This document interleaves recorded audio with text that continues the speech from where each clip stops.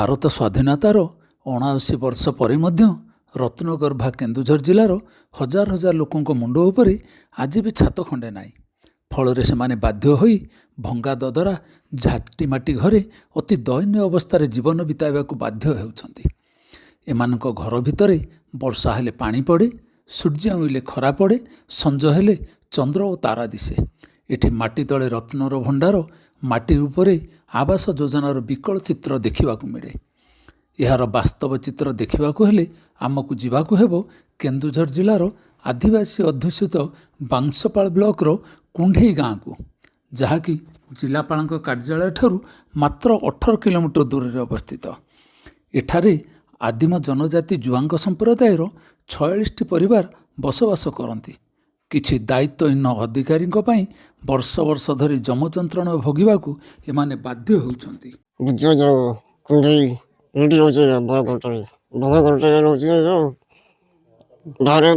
ବାରଣ୍ଡାରେ ବି ଶୋଉଛି, ଯେକୌଣସି ରାତିପାତି ଆସିଲେ ବି ବର୍ଷା ଫର୍ଷା ଦେବି ଛାତ କରି ଯାଇ ଶୋଉଛି।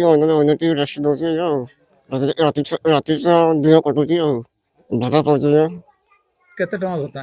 1000 ଟଙ୍କା। ଆଉ ଚାଉଳ ଫାଉଳ ପାଉଛ? ଚାଉଳ ପାଉଳ ନାହିଁ ଆଜ୍ଞା।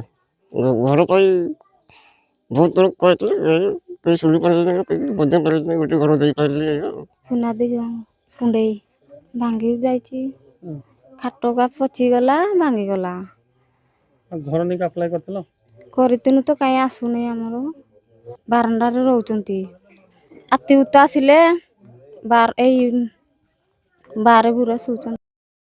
ମୋ ନା କୃଷ୍ଣଚନ୍ଦ୍ର ମାହାତ, ମୋ ଘରଟା ମଧ୍ୟ କୁଣ୍ଢେଇ।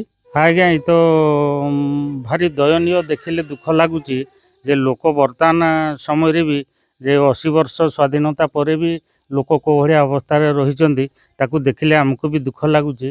ତ ଏମାନେ ସବୁ ପଲା କୁଡ଼ିଆ, କିଏ ପଲିଥିନ୍ ଟାଙ୍ଗିକିରି, କିଏ କାହାର ଘର ଅଛି କିନ୍ତୁ କବାଟ ନାହିଁ।